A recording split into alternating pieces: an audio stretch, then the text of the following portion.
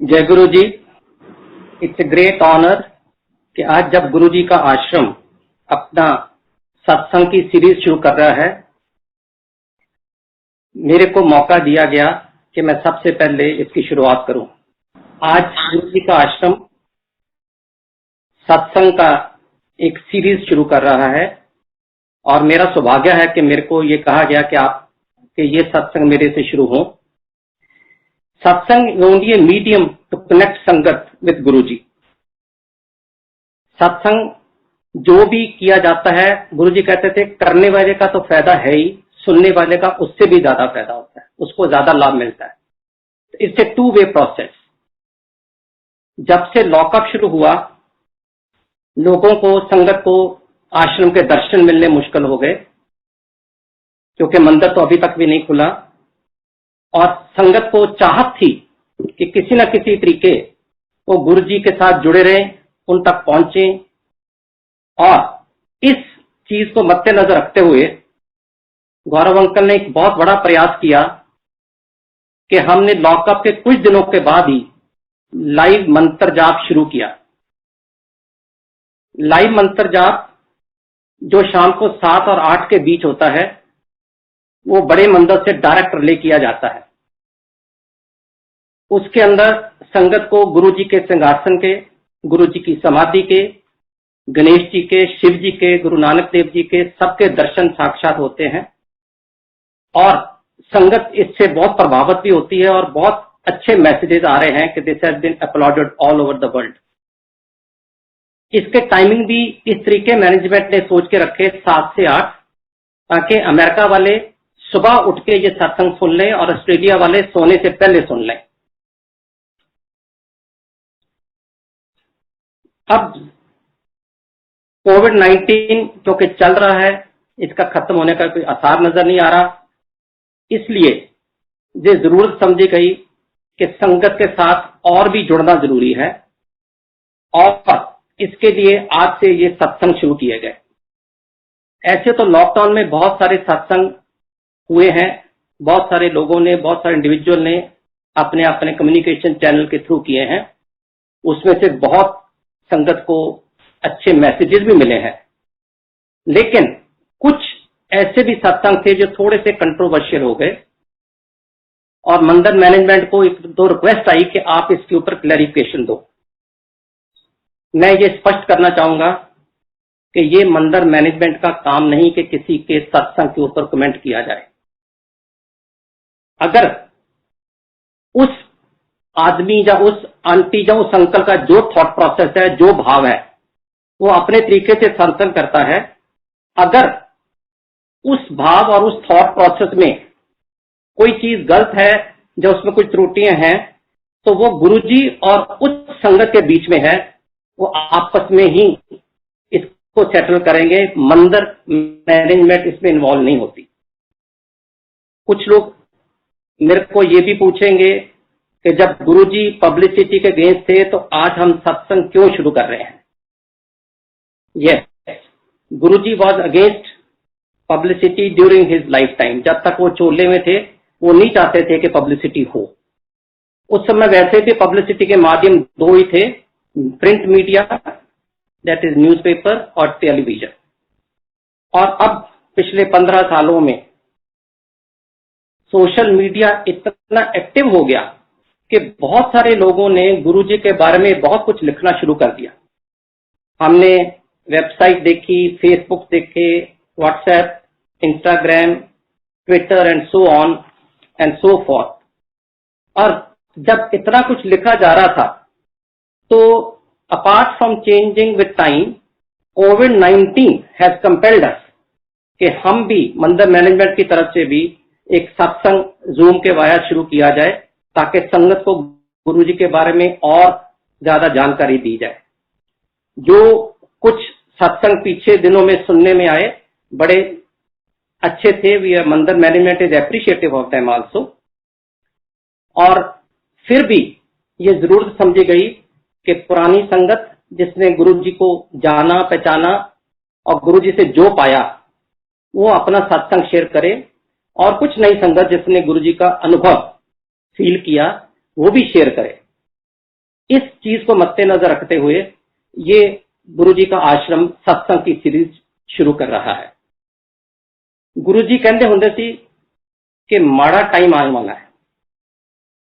माड़ा time means, maada is a very typical Punjabi word के mean difficult time is about to come and we have seen it that it has arrived. ये एक ऐसा time आया है जिसमें सारे ह्यूमैनिटी, सारी मनुष्यता जात तो घर में बंद हो गई, लॉकअप हो गई और जानवर सड़कों पे आ गए। तो इवन इस टाइम पे भी आपको शायद मैं बताना चाहूंगा कि मंदिर मैनेजमेंट अपने तरीके से उतनी ही एक्टिव रही और गुरुजी का मैसेज वैसे ही फैलाती रही जैसे संगत एक्सपेक्ट करती है। ये एक बड़ी जरूरी चीज मैं संगत से शेयर करूंगा कि गौरव अंकल के इनिशिएटिव से और दिल्ली एडमिनिस्ट्रेशन और पुलिस डिपार्टमेंट की हेल्प के साथ लॉकडाउन के दौरान हमने लंगर सेवा करके उन लोगों तक पहुंचाया जिनको इसकी ज्यादा जरूरत थी। इसके अंदर वो गरीब भी जिनका रोजगार खो गया था, इसके अंदर लोग भी जो माइग्रेंट लेबर थी क्योंकि गाड़ियां बंद होगी, वापस अपने गांव अपने शहर नहीं जा पाए। और ये कम से कम नहीं तो 14 से 15 लाख फूड पैकेट हमने लॉकडाउन के दौरान बांटे हैं और ये एक बहुत बड़ी गुरुजी की ब्लेसिंग है और बहुत ही श्लाघना वाला कदम है। ये जब कोई माड़ा टाइम, जब कोई डिफिकल्ट टाइम, औखा टाइम आता है, उसके पॉजिटिव एस्पेक्ट्स भी होते हैं। जैसे हम देख रहे हैं कि इस लॉकडाउन में बहुत लोग रोजगार खो गए, घर बैठे हैं, माड़ा टाइम है नो डाउट, पर इसके पॉजिटिव एस्पेक्ट भी अगर देखो तो मंत्र जाप के थ्रू संगत को गुरुजी के साथ रोज लाइव दर्शन करने को मिल रहे हैं। अब सत्संग की सीरीज शुरू हो रही है, इसके थ्रू संगत को गुरुजी के बारे में और नॉलेज मिलेगी। प्लस जो 14-15 लाख लोगों को लंगर दिया गया मंदिर में बना के, सेवादारों ने बनाया, वो उन लोगों को दिया गया जिनको शायद हमसे ज्यादा जरूरत थी। वो गरीब भी थे, बेरोजगार भी थे। और ये सारी चीजें जो है अगर आप पॉजिटिव साइड लेके चलो तो गुरुजी की ही ब्लेसिंग से ये सब हुआ है और औखा टाइम भी, डिफिकल्ट टाइम भी निकल जाएगा, गुरुजी ने ही निकालना है। तो मैं सारी संगत को रिक्वेस्ट करूंगा कि जैसे वो मंत्र जाप में जुड़े रहते हैं, इसी तरीके गुरुजी के अब आने वाले सत्संग के साथ भी जुड़े रहें और गुरुजी की ब्लेसिंग लें। जय गुरुजी। अब मैं अपना सत्संग शेयर करूंगा। गुरुजी के साथ मेरी जर्नी 2001 में शुरू हुई। I was working with the central government and मेरी पूना से चंडीगढ़ पोस्टिंग हुई। As my son was doing his +2, तो वो फैमिली पूना रही और मैं चंडीगढ़ आ गया। जब मैं चंडीगढ़ ऑफिस ज्वाइन किया तो मेरे एक कुलीग थे बदन अंकल। उन्होंने मेरे को आके, ये मार्च अप्रैल 2001 की बात है, 1-2 दफा कहा कि मैं गुरुजी के पास गया था, वो आपको याद कर रहे हैं। तो मैंने कहा मैं तो किसी गुरुजी को जानता नहीं, नंबर 1, एंड नंबर 2 मेरे को ऐसा कोई इंडिविजुअल पे इतना ज्यादा विश्वास भी नहीं कि मैं किसी को ऐसे ही गुरु मान लूं। और but I said it is nice of him कि उन्होंने याद किया, लेकिन जाने का कोई इरादा नहीं था। उसने 2-3-4 दफा मेरे को बोला कि मैं कल गया था, गुरुजी कहते नारंग अंकल नहीं आए। मैंने कहा यार, मैंने कहा मैंने नहीं जाना। मेरी उस समय एक ईगो, मेरी इमेच्योरिटी, मेरी स्टुपिडिटी वो सामने आ गई।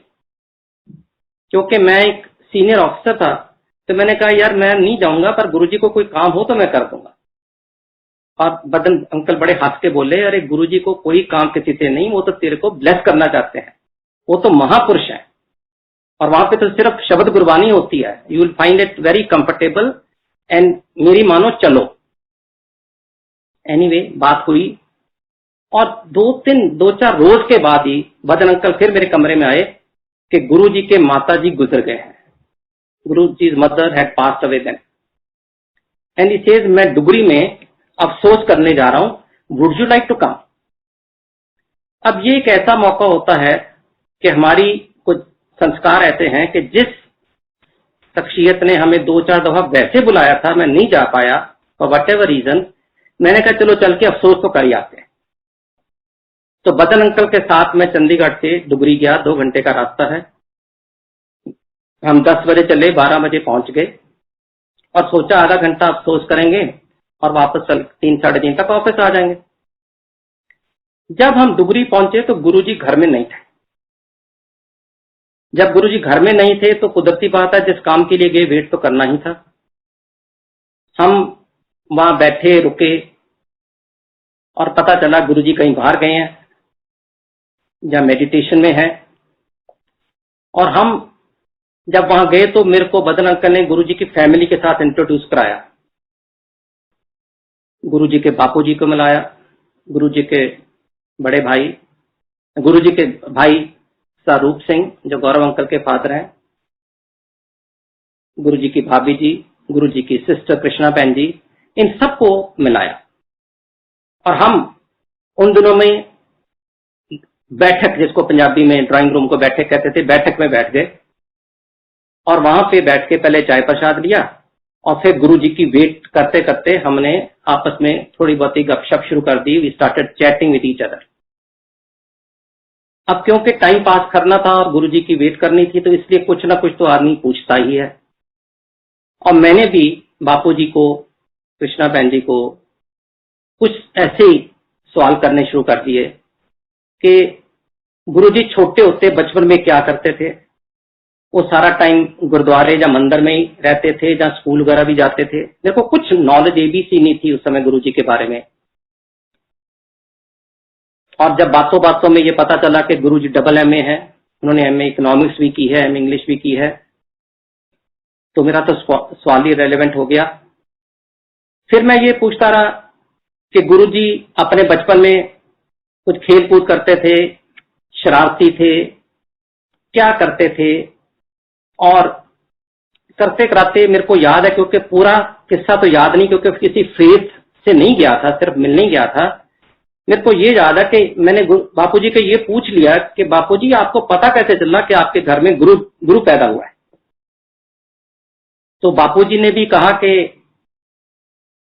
बेटे ऐसा है कि हमें खुद नहीं पता था, कुछ संकेत तो मिलते रहे लेकिन हमने उन सब संकेत को, सिंबॉलिक रेफरेंसेस को सीरियसली नहीं लिया।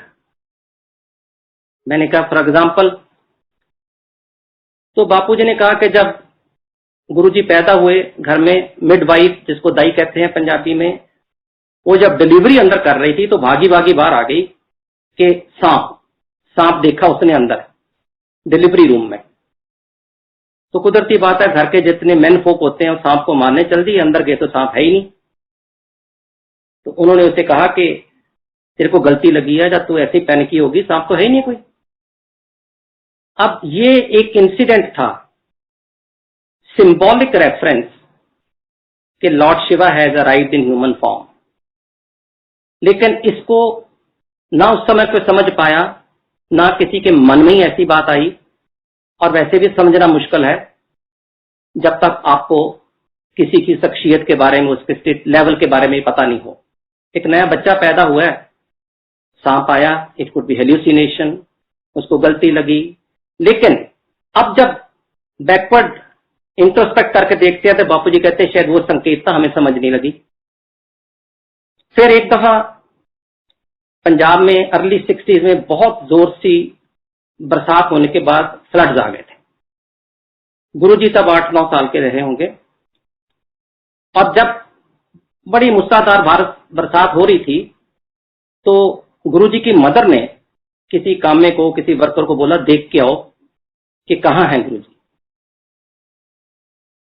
वो बाहर गया, घर से आधा मील दूर एक बोर्ड का दरख्त था, बेनियन ट्री, उसके नीचे एक थड़ा सा बना है, और गुरुजी उसके ऊपर बैठे चौकड़ी मार के मेडिटेशन में थे।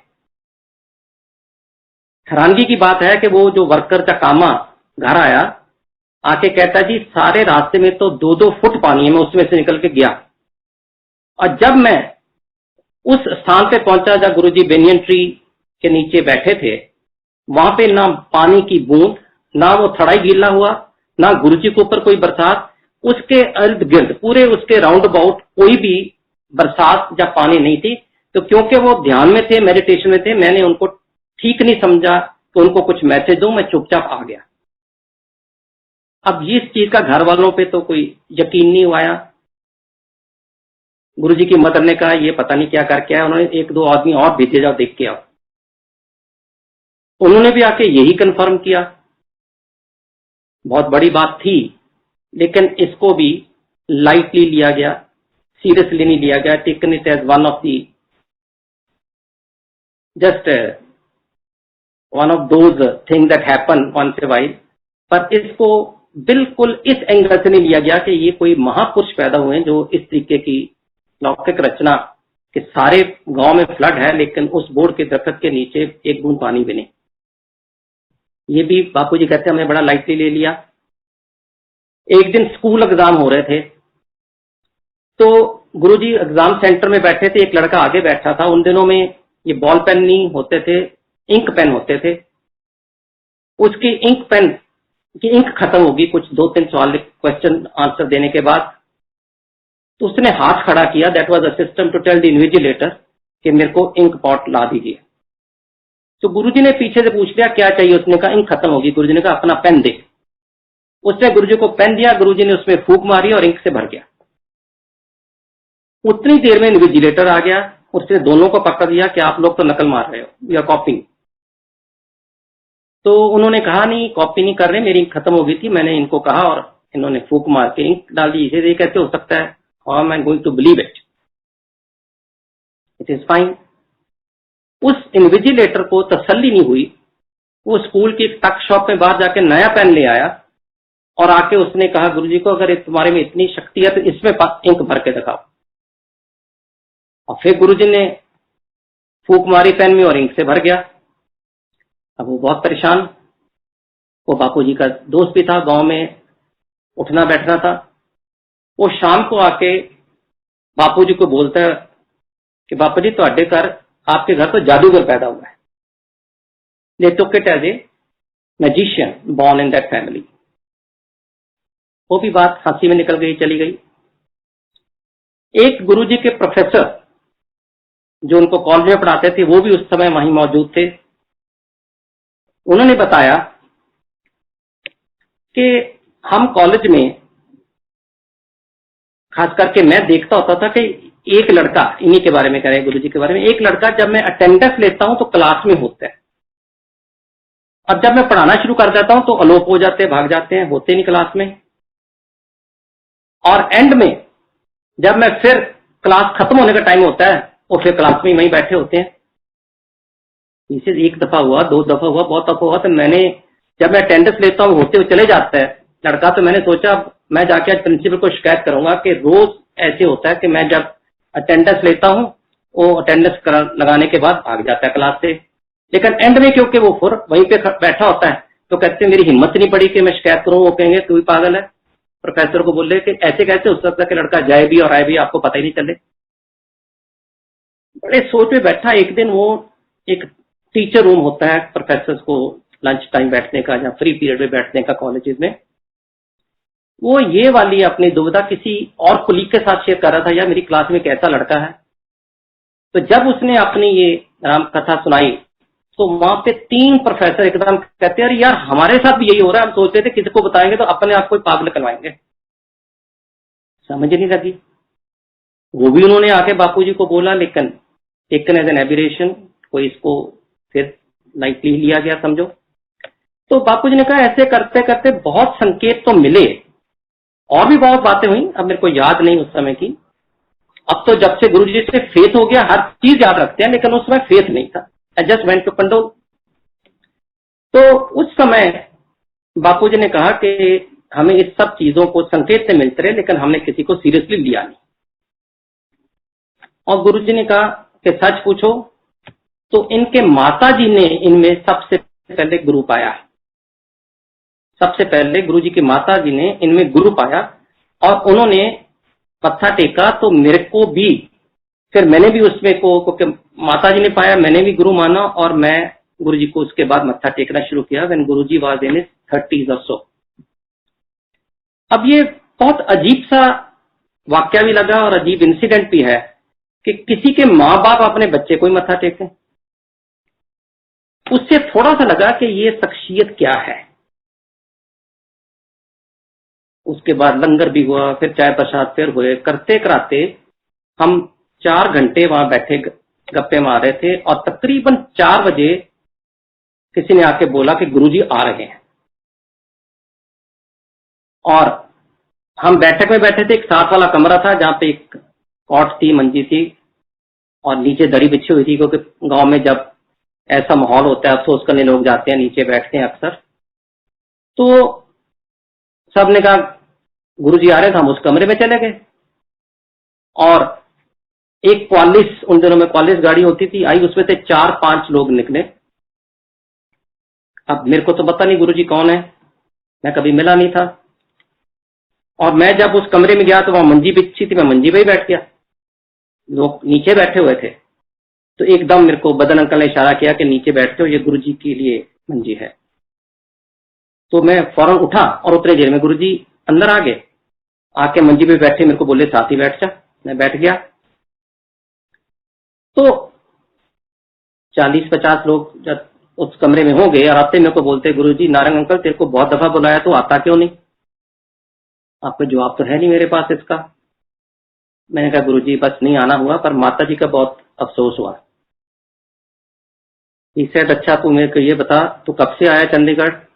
मैंने बताया, फिर और बातें की। तो मैंने फिर बीच में कहा, मैं कहा माता जी का बड़ा अफसोस हुआ। अच्छा तेरी पोस्टिंग कहाँ कर रही है, कहाँ कर रहे हो?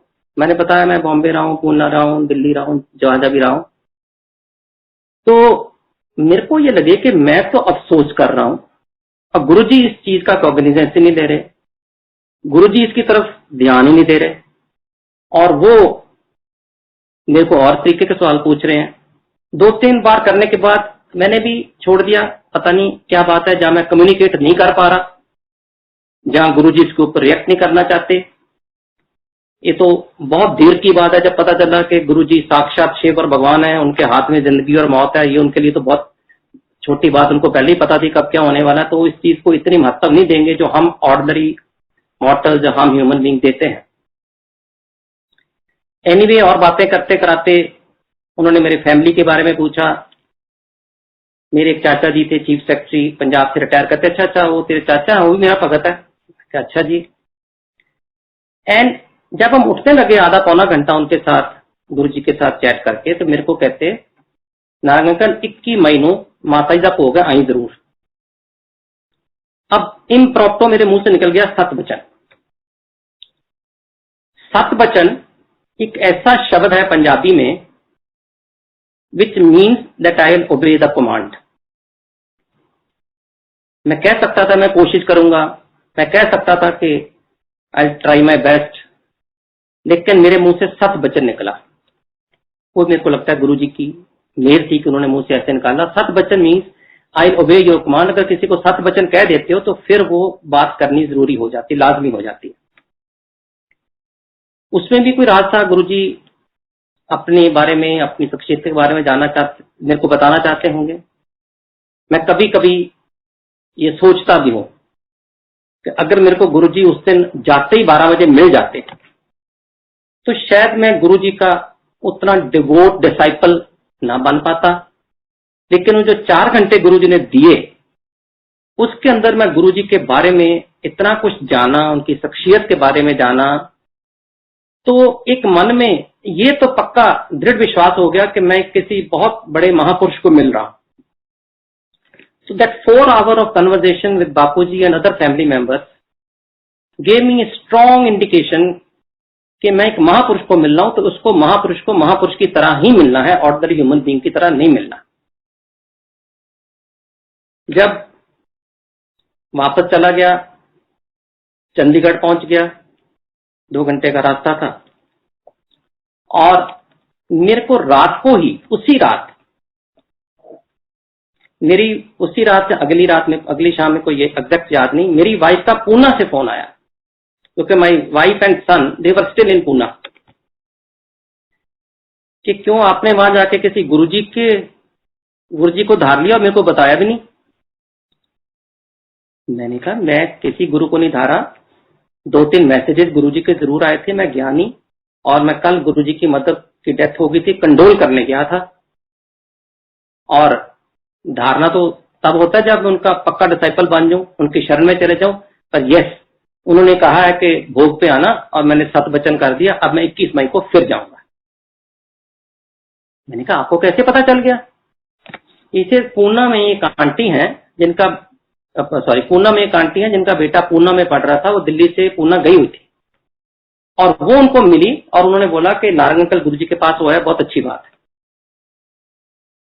आई वाज टेकन बैक के मतलब इतनी जल्दी उनको मैसेज भी मिल गया, पता भी चल गया।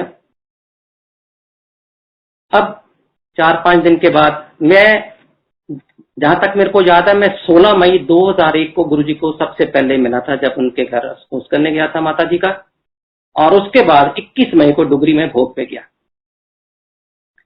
मैं जब भोग पे गया तो मैं अपनी ऑफिस कार में थी। जब ऑफिस कार थी तो जो सेवादार ने, उन्होंने वहां वीआईपी पार्किंग में गाड़ी लगवा दी और मेरे को अंदर ले गए।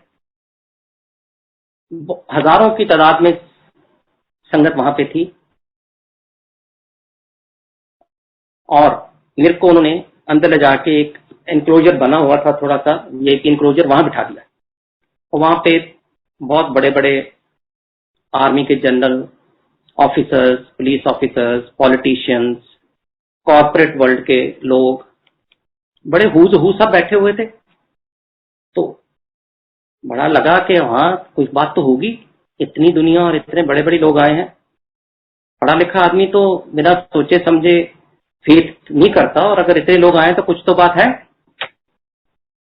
भोग सिख मर्यादा के मुताबिक था, गुरु ग्रंथ साहब का प्रकाश हुआ था, और जब मैं अंदर गया था तो भाई हरबंस सिंह जगाधरी वाले गुरबानी कीर्तन कर रहे थे। इतनी देर में मेरे मन में एक ख्याल आया कि यार अब तो गुरुजी पंडाल में है नहीं, अभी आएंगे। तो मैंने 2-4 दिन पहले देखा था, आएंगे तो सारी संगत उठ के उनके पांव लगाने शुरू कर देगी, और गुरु ग्रंथ साहब की मर्यादा के मुताबिक गुरु ग्रंथ साहब के हजूरी में किसी और आदमी या किसी शख्सियत को पांव नहीं छुए जाते। एक ख्याल आया मेरे मन में, जस्ट ए रैंडम थॉट। ख्याल आने की देर थी, in the next few seconds एक अनाउंसमेंट हुई कि गुरुजी पंडाल में आ रहे हैं, और उनका हुक्म है कि संगत में से कोई भी उठ के गुरुजी को मत्था नहीं टेकेगा, क्योंकि गुरुजी ने कहा जब गुरु ग्रंथ साहब मौजूद होते हैं, उपस्थित होते हैं, तो उनकी हाजिरी में वही सुप्रीम होते हैं, तो मेरे को कोई मत्था नहीं टेकेगा। मेरे तो मन में एकदम लगा, यार मैंने सोचा कैसे, और एकदम जवाब भी मिल गया इन नो टाइम। अच्छा लगा, नो डाउट।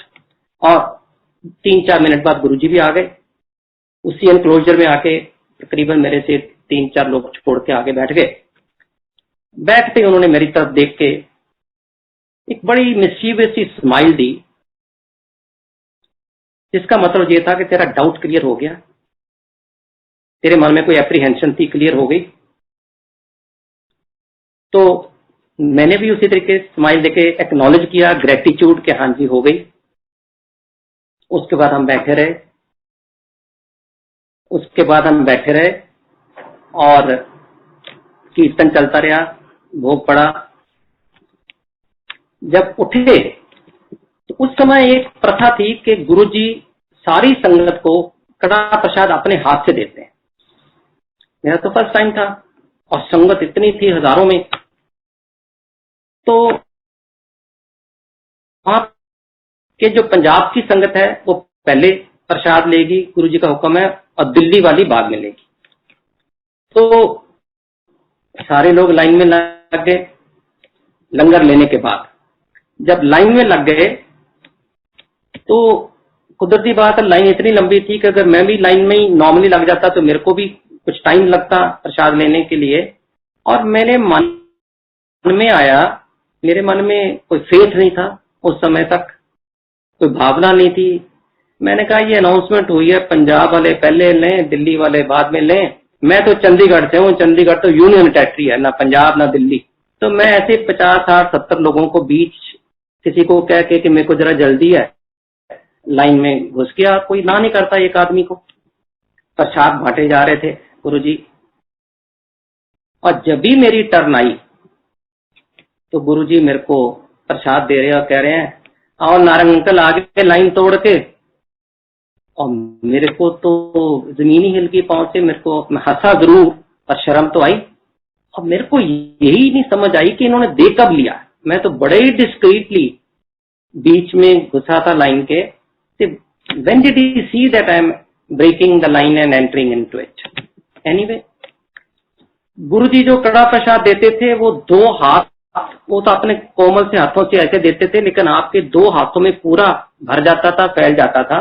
और आप एक हाथ से राइट से लेफ्ट या लेफ्ट से राइट उसको पलट नहीं सकते थे, आपको लिख ही करना पड़ता था। एनीवे, प्रसाद खाया।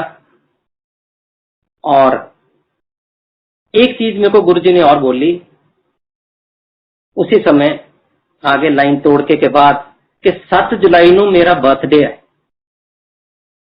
ते अपनी आंटी ਨੂੰ ਤੇ फैमिली ਨੂੰ ਲੈ के आई दिल्ली। फिर गुरुजी की मर्जी, गुरुजी की मेहर, मेरे मुंह से फिर 7 वचन निकल गया, अगेन ओबेइंग द कमांड। तो ये तो 21 मई की बात थी। 1.5 महीने बाद गुरुजी का जन्मदिन था। मैं प्रसाद लेके जो मिलने वाले थे 2, 4, 5, 10 लोग, उनको मिल मिला के मैं अपना चंडीगढ़ के लिए चला गया। और जाके मैं उन दिनों अपने इन-लॉज के पास ठहरा था, उनको सारा बताया कि ऐसे ऐसे मैं गया और ऐसे ऐसे हुआ, वाइफ के साथ शेयर किया। और मैंने अपनी वाइफ को, उस समय तक तो वाइफ थी, लेकिन अब क्योंकि डुगरी में जब भोग पे गए थे पता चला था कि सारे आदमी अंकल कहलाते हैं और सब लेडीज को आंटी कहा जाता है। सो इन दैट कॉन्टेक्स्ट अपनी आंटी को बोला कि 7 जुलाई को गुरुजी का जन्मदिन है, उन्होंने मेरे को बुलाया, मैं फिर 7 वचन कराया हूँ, हमने जाना है। उन्होंने कोई बहुत सीरियसली नहीं लिया, पर उन्होंने रिजेक्ट भी नहीं किया। एनीवे, करते करते 7 जुलाई आ गई। हम मंदिर पहुंचे, बड़े मंदिर। फर्स्ट विजिट थी हमारे सारे परिवार की, सारी फैमिली की। भजन अंकल हमें बाहर से गेट से स्कॉट कार के अंदर ले गए। रश था, couple of thousand of people. अब जब भी गुरुजी को मत्था टेका तो मैंने इंट्रोड्यूस किया, मैं क्या, मेरे आंटी और मेरा बेटा। तो गुरुजी ने जैसे सिंहासन पे बैठे थे बड़े मंदिर में, तो एकदम कहा राइट पे यहीं बैठ जाओ। तो हम बैठ गए। हमें तीनों को बैठा लिया और एक आदमी वहां और बैठा हुआ था जिसको मैंने तो पहचान लिया, पर मेरी वाइफ और बेटे को नहीं पता। 15-20 मिनट निकल गए, संगत आ रही है, जा रही है। 20 मिनट के बाद गुरुजी ने मेरे को फॉर्मली इंट्रोड्यूस कराया उससे। मैं तो पहले ही पहचान गया था, वो थे Arun Shourie uncle. Those days he was editor in chief of Indian Express and later on became a union cabinet minister. और गुरुजी ने कहा ये शौरी अंकल है। मैं कह जी हाँ मैं जानता हूँ। कहते शौरी अंकल, ये नारंग अंकल पहली बार आए, इनको सत्संग, इनके साथ सत्संग शेयर करो। तो हम चारों लोग एक छोटा सा सर्कल बना के गुरुजी के बिल्कुल पांव शरण में, उनके हजूरी में वहां बैठ के सत्संग शुरू करने लगे। शौरी अंकल बताने लगे कि गुरुजी की महिमा, इस द्वार में क्या क्या मिल जाता है, और अपना पर्सनल एक्सपीरियंस बताए कि मेरी वाइफ को, शौरी अंकल की वाइफ को पार्किंसन की बीमारी थी। वो 7-8 साल से बेड रिडन थे। और कहते हैं कि मैंने कोई डॉक्टर नहीं छोड़ा, कोई इलाज नहीं छोड़ा। इनकी सारी रिपोर्ट्स अब्रॉड भी भेजी, अमेरिका, यूरोप, जहां जहां भी उनके कनेक्शन थे, लेकिन इसका कोई इलाज उस समय भी नहीं था, अभी भी नहीं निकला। और सब जितने बाबे, जितने गुरु, जितने धार्मिक स्थान, जितने सेंट, सबके पास गया पर कुछ नहीं मिला। एक दिन कहते हैं मेरे एक फ्रेंड ने इंसिस्ट किया कि अरुण शौरी अंकल को कि आप बहुत जगह हो आए हो, एक दफा मेरे गुरुजी के पास चलो। तो मैंने कहा फर्स्ट रिएक्शन कि नहीं, अब बहुत मैं ट्राई कर ली, कोई इलाज तो है नहीं, क्या करूंगा। पर क्योंकि एक अच्छा दोस्त था, उसने सिंसियरिटी में प्यार से कहा था, उसको ना नहीं कर पाया और गुरुजी के पास आ गए। शाम जब गुरुजी के पास आ गए तो उस इन शौरी अंकल के फ्रेंड ने गुरुजी को मिलाया, ये शौरी अंकल है, इनकी वाइफ को पार्किंसन है। गुरुजी कुछ बोले नहीं, बैठ गए। शौरी अंकल भी बैठ गए, चाय प्रसाद हो गया, लंगर प्रसाद हो गया। उस समय की प्रथा थी कि एम्पायर स्टेट में क्योंकि 300-400 की संगत होती थी, संगत आने के टाइम तो मत्था टेकती थी, जाने के टाइम ही गुरुजी से आज्ञा लेके मत्था टेक के जाया जाता था। अभी क्योंकि संगत बहुत बढ़ गई है, लाखों में हो गई है, तो हम अक्सर मंदिर में अनाउंस कर देते हैं कि बाहर से इजाजत है, ताकि आने वाली संगत को असुविधा ना हो। तो जब शौरी अंकल मत्था टेक के इजाजत लेने लगे तो गुरुजी ने उनकी परात में कुछ समोसा पड़ा हुआ था, समोसा प्रसाद उनको दिया। ले अपनी वोटी दे दी, वोटी इज वाइफ इन पंजाबी, ये अपनी वोटी दे दी, ये वो भी प्रसाद है। अब वो लेके बाहर तो आगे, but he was very curious कि ये क्या प्रसाद हुआ। अब गुरुजी को बता भी दिया गया था कि पार्किंसन की मरीज है, 7-8 साल से बेड से नहीं उतर पाई, फ्राइड चीज तो टच भी नहीं करती, तो प्रसाद ही देना था, कुछ और देते। ये डीप फ्राइड समोसा दे दिया, उसके लिए तो समोसा ही था, प्रसाद तो तब बाद में बना। तो बड़ा एक half heartedly he took it home. When he reached home he told his wife कि आज मैं एक और गुरु के पास गया था, उसने तेरे लिए समोसा प्रसाद दिया है, मैं बेड साइड टेबल पे रख रहा हूं, दिल करेगा तो खा लेना, नहीं तो सुबह मेड को दे देना। उसने भी हाँ ना कुछ नहीं की। और अरुण शौरी अंकल कहने लगे क्योंकि मैं एडिटर था इंडियन एक्सप्रेस का, मेरे को बहुत रात को काम होता था, एडिटोरियल लिखना और कुछ करना, तो हमारा एक अरेंजमेंट था कि हम इंडिपेंडेंट कमरे में सोते थे, लेकिन मैं सुबह बैठी के टाइम वाइफ के पास आ जाता था, इकट्ठे बैठी पीते थे। इसे मैं कह के चला गया सोने, और जब मैं सुबह उठ के वाइफ के पास आया तो और देखा अनीता, उनकी वाइफ का नाम है अनीता, वहां है ही नहीं बेड पे। मेरे को लगा कि नर्स तो सुबह लेट आती है और मेड जो रात को सोती है उसकी भी चप्पल नहीं पड़ी, तो किसके कहाँ गई। तो he yelled Anita Anita and she said don't worry, I am in washroom, I am coming back.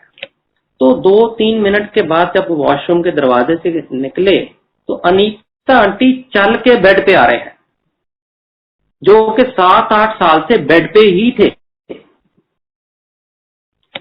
Arun Shourie को बड़ी हैरानगी हुई कि साथ में हेल्प कोई नहीं, मेड कोई नहीं, नर्स कोई नहीं, और एक सोटी की स्टिक के सहारे चले आ रहे हैं।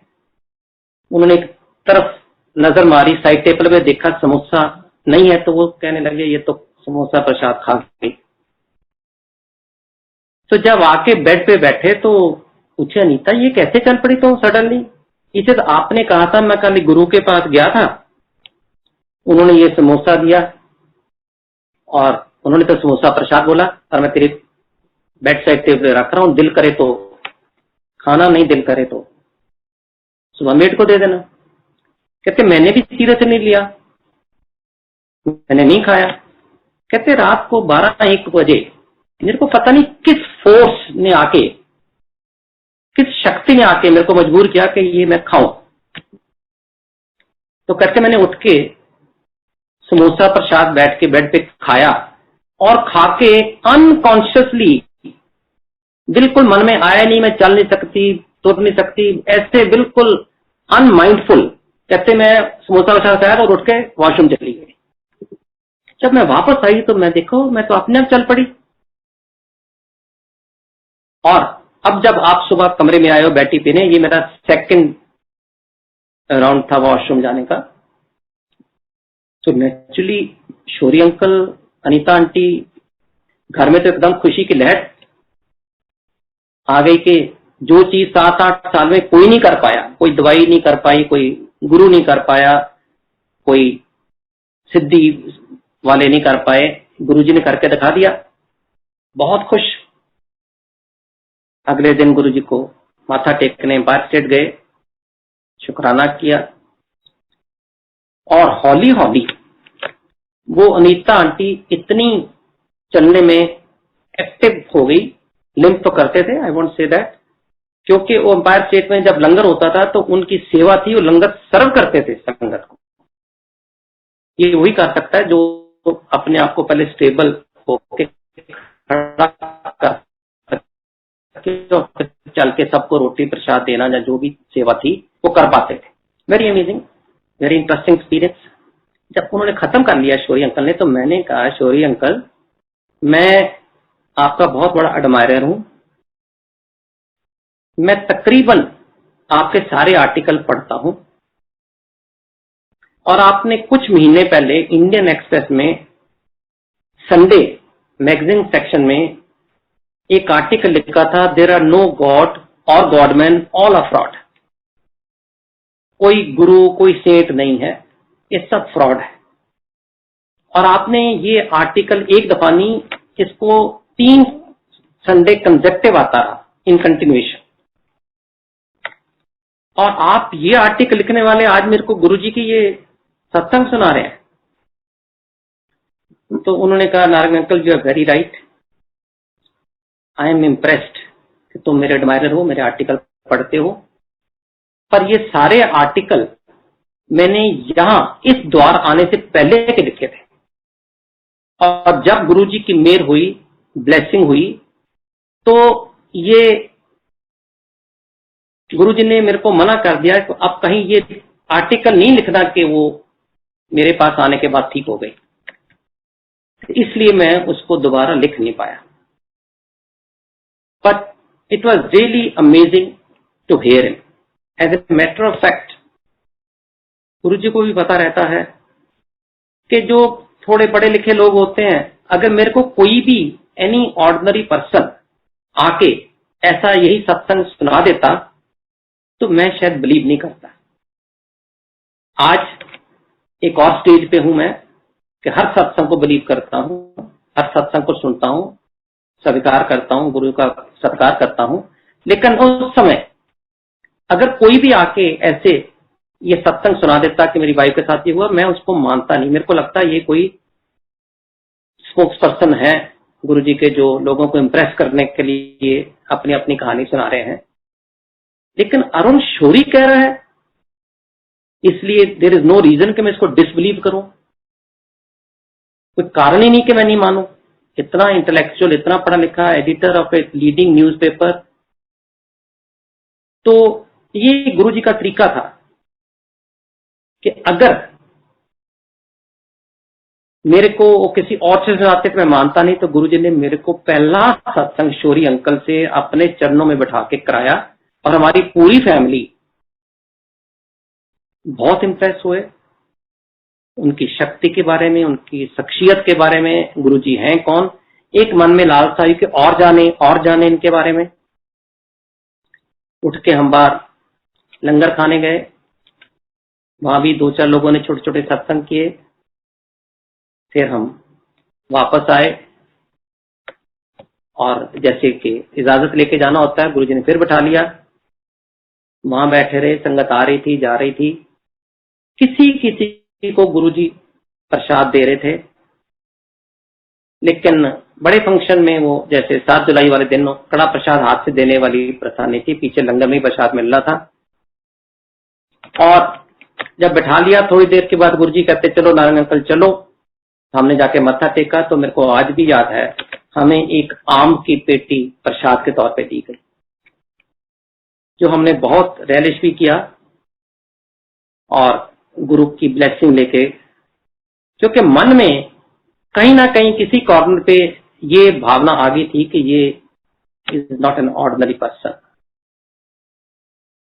शिव है, भगवान है, ये नहीं पता था तब तक, लेकिन ये इतनी भावना मन में आ गई थी कि जिसको आज मिल के आ रहे हैं, ये बहुत बड़ी शख्सियत है। गुरु जी अपने आपको महापुरुष ही कहते थे, तो महापुरुष हैं। अब मैं कुछ चीजें जनरली नई संगत के बारे में भी बताना चाहूंगा कि गुरु जी हमेशा ये कहते थे कि महापुरुषां दी गल्लां नूं मन्निया करो, महापुरुषां दीयां गल्लां नूं सीरियसली लिया करो, लाइटली ना लिया करो। और गुरु जी कहते थे अगर मेरे को कुछ पाना है तो कनेक्ट डायरेक्टली विद मी, किसी को बीच में मैसेंजर नहीं बनाना, किसी को मसीहा नहीं बनाना। कितनी भी पुरानी संगत हो, कितना भी गुरु जी के क्लोज रहा हो, आप उसको ये नहीं कह सकते यार गुरु जी को मेरे बारे में ये कह दो या मेरा काम करा दो। No, Guru ji always believed in direct connection. और गुरु जी कहते थे मेरे नाल डायरेक्टली जुड़ो, ਜਦੋਂ भी टाइम लगे दिन 24 घंटिया जिस वेले भी मेरे नाल बैठो जुड़ो, मैं हर एक दी गल सुनना। गुरु जी कहते मेरे जोड़िया नाल गल करो, किसी घर ने मेरे कैलेंडर के अगे स्वरूप के अगे कोई गल करो, मैं सुनना। ये चीजा बड़िया अजीब लगदियां ने, पर जब जुड़ जाओ तो क्योंकि सारिया चीजा एक्सपीरियंस कीतियां होने, इन्हां अजीब लगने वाली कोई गल नहीं। और गुरु जी दूसरी चीज, ये मैं general principle of connecting to Guru ji बता रहा हूं। मैं अपना सत्संग बाद में जब कभी मौका मिला फिर कंटिन्यू करूंगा। सत्संग बहुत है, गुरु जी की बहुत मेहर रही है, लेकिन नई संगत के लिए कुछ जनरल प्रिंसिपल्स बताने जरूरी हैं। तो डायरेक्ट कनेक्शन के ऊपर गुरु जी का बहुत जोर था। कोई आंटी अब्रॉड से आई थी, उसको किसी ने बोला कि गुरु जी कहते हैं अमृत वेले जुड़ो। वो अमृत वेले कितने बजे होता है? रात को 2 बजे, 3 बजे, 4 बजे, 5 बजे, कई लोगों को पूछ रहे थे। तो गुरु जी ने एक दिन उसे बुला के बोला, आंटी तू जगह जगह पुछती पई है अमृत वेला कितने बजे होता है, तू मेरे नाल जब भी जुड़ जाएगी ना अमृत वेला। It's so beautiful. Time is neither A constraint nor a factor. गुरु के साथ जुड़ना इज इंपॉर्टेंट। 24 घंटे में जब भी आपको 5-10 मिनट, आधा घंटा, घंटा मिले, गुरु के साथ जुड़ो, मेडिटेट करो, गुरु से बातें करो, गुरु सुनता है। और दूसरी चीज गुरु जी कहते थे टोटल सरेंडर। ये एक बड़ी रिलेटिव टर्म है, very easy to say, difficult to practice. Total surrender जो मैंने समझा कि गुरु जी कहते थे गुरु के पास आए तो सब कुछ गुरु पे छोड़ दो, अपनी मेहनत करो, अपनी कमाई करो, अपने फर्ज पूरे करो, लेकिन रिजल्ट मेरे पे छोड़ दो। और टोटल सरेंडर में गुरु जी कहते थे कि total means total. For example, अगर कोई आपके मन में 10 डिमांड या 10 डिजायर होती है, आप गुरु जी के पास जाते हो, मन में सोचते रहते हो ये हो जाए, ये हो जाए, ये हो जाए, और उसके बाद आके आपके पास अच्छी पोस्ट है, रिसोर्सफुल हो, 2 जगह फोन करते हो, काम हो जाता है। आप पैसे वाले हो, 4 जगह पैसा चढ़ाते हो, काम हो जाता है। फिर 1-2 काम रुक जाते हैं, नहीं होते। और जब फोन करने से या पैसे चढ़ाने से काम हो जाए, आप सोचते यार मैं बड़ा पावरफुल हूं। जो काम नहीं हुआ उसके लिए जाके कहेंगे गुरु जी मेरा अभी तक वो काम नहीं हो रहा, आप करो ना। क्योंकि आप ये भूल गए कि जो पहले 2 काम आपने फोन करके या मनी पावर से कराए हैं, वो भी गुरु की मेहर बिना नहीं हो सकते थे। आप पहले उन कामों का गुरु जी का शुक्राना करो, गुरु जी ये हो गया आपकी मेहर। ये मत सोचो मेरी रिसोर्सफुलनेस थी, मेरी पावर थी, मेरी पोजीशन थी। नो, तो गुरु जी बहुत बहुत शुक्रिया कि ये काम हो गए।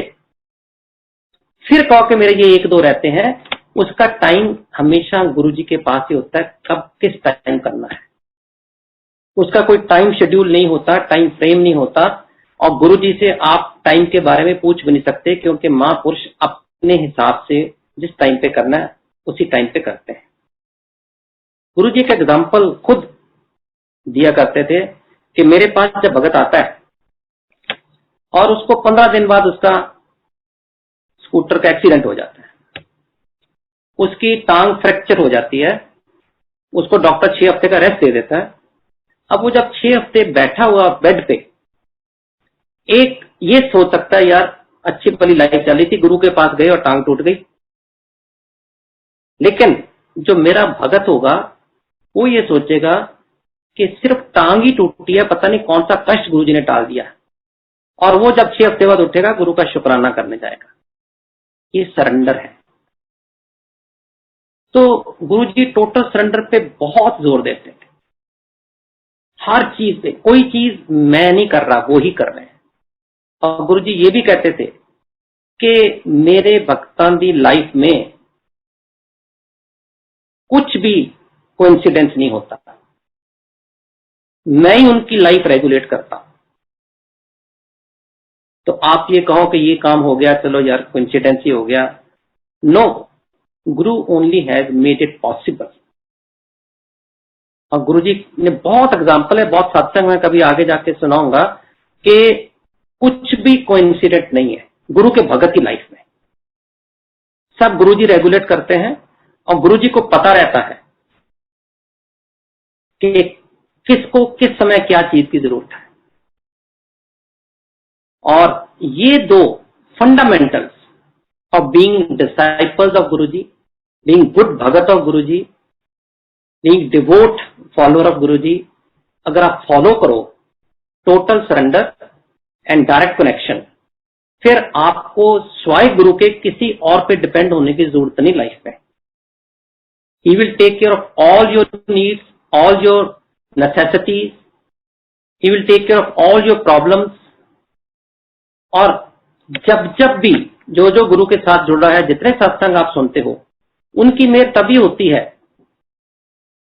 जब आप उनके साथ पूरा जुड़ जाते हो और गुरु को पता होता है किस चीज की जरूरत है, उस पर मेहर अभी देनी है।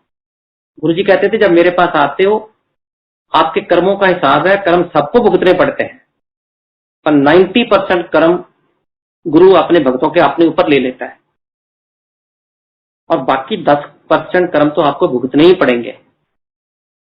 और वो कैसे भुगतेंगे, कब भुगतेंगे, उसका कितना लंबा पीरियड होगा, ये सब गुरु पे छोड़ दो।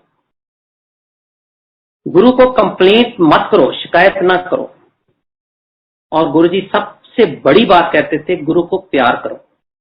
Love your Guru, always love your गुरु। शिकायत करना गुरु के सामने शोभा भी नहीं देता संगत के किसी गुरु परिवार में। हमेशा शुक्राना करो जो हो रहा है। अच्छा हो रहा है उसका शुक्राना, अच्छा नहीं हो रहा उसका भी शुक्राना, शायद उससे भी बुरा हो सकता था। तो इसलिए गुरु के साथ जुड़ो। और गुरुजी एक चीज कहते होते थे, आयो ते अंधेरिया करो। जो गुरु के साथ जुड़ रहे हैं, जो पहले जुड़ गए ठीक है, जो नए जुड़ रहे हैं वो आंधे रहो। मैं और टाइम नहीं लूंगा क्योंकि सत्संग बहुत है, लेकिन बहुत खुशी हुई कि आज लॉकडाउन के बाद पहली बार मैं एक सत्संग कर रहा हूं, जबकि संगत मेरे सामने नहीं है और मैं एक कमरे में बैठे गुरुजी के दरबार के आगे ये सत्संग कर रहा हूं।